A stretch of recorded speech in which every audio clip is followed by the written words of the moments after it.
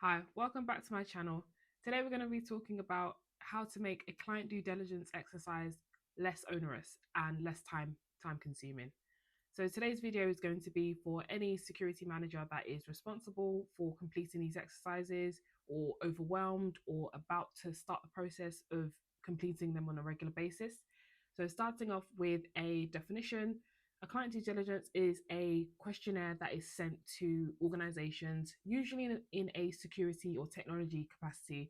And the purpose of the questionnaire is to basically ask, you have our information, you've got our data. How are you protecting it? How well are you protecting it? So we can ask questions like, what frameworks or standards do you use? Do you use the cloud?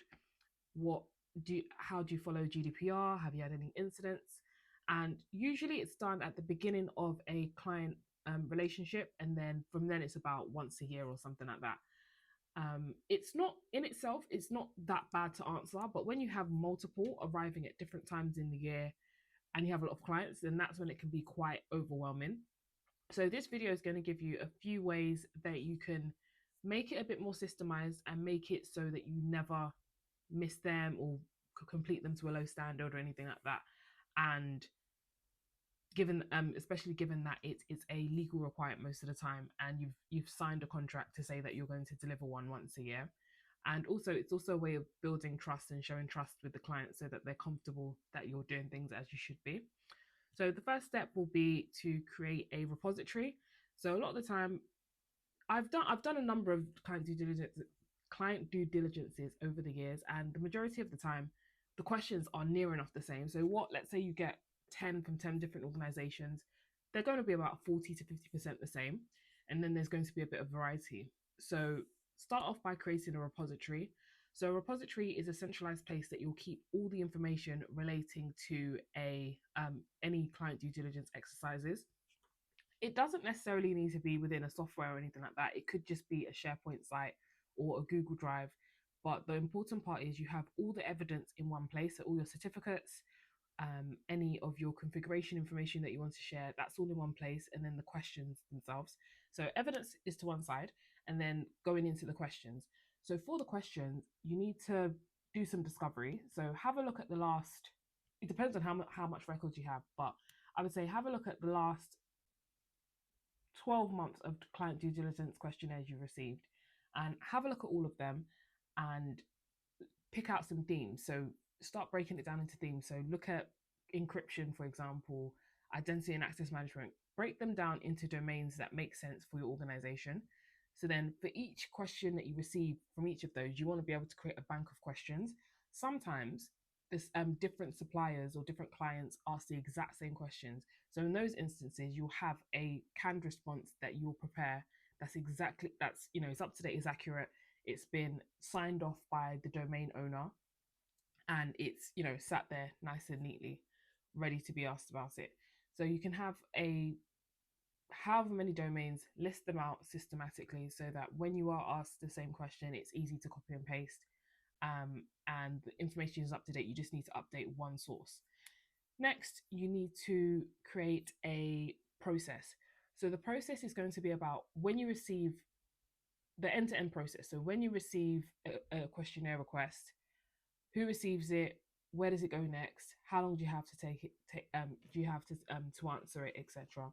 So the first part of the process will be talking to, normally it's a sales team, so wherever the new business is coming from or wherever the request is coming from, speak to them and amongst yourselves decide on a process. So when you receive the questionnaire, where's it going first? So you can have it, if you've set up your repository properly, it's a good opportunity. You can decide that, okay, you'll create a ticket, maybe start with the first person. You can give it to, like, let's say an intern or someone that has the capacity. They can go into the repository, pick out all the answers, and then after you've done that, we can move on to the next stage of the process, which will be something like the CISO looking at the answers, making sure he's happy with everything, ensuring that no changes have happened. So let's say year to year you've implemented something new, you've put stuff in the cloud now, etc., making sure that it still reflects your current practices. And then the next item will be to take it to the sales team, discuss with them how long should we be telling clients it takes. It's better to say that it's going to take you 20 working days to do, even if it takes you one, because then that means if you have a season where you receive 5 in 1 week, I've seen that before. You receive 5 in 1 week, you've got plenty of time to work on that, go through the QA process, and still make sure it's published in time. Next, the next point will be to make sure that the repository you create is maintained. That is going to be the fundamental point of this. Look through the repository, I would say either quarterly or after any major change. So as part of change management, if you suddenly implemented something that's completely different, that will impact the answer you give within a questionnaire, they need to make sure you've reflected that in there to make sure that someone doesn't send out something that is either outdated already or becomes outdated quite quickly. And then the next part of this will be to communicate the change. So communicate that there's a new process for handling client due diligences. So let them know what the time frames are. I know with the sales team, sometimes they're keen to get things over the line, but just be very stringent on the fact that it's going to take some time to make sure that we get it right. We want to make sure that all of the clients are happy long term and not just in terms of onboarding. And then lastly, the process is never going to be static. So start using the process and then reach out to the different stakeholders throughout the process to start getting feedback, start understanding what's working well, what's not working well. Are we creating any bottlenecks? So let's say you've said that it's going to take 20 working days. Maybe you can shift down to 15 if that would be better. Additionally, it's useful to have reporting to see how long things are actually taking. So if you find that after the first pass or QA, things are taking much longer than you're expecting, then that could be a way of finding out how to improve the process. So to conclude, the first thing you need to do is to create a repository. The second thing is to create some processes around that to support what you've put in the repository. The third thing is to keep the system up to date. So after any major change within the organization, make sure you're reflecting that in the repo. Fourth, communicating throughout the business, making sure that everyone knows about the new change you've made. And five, asking for feedback.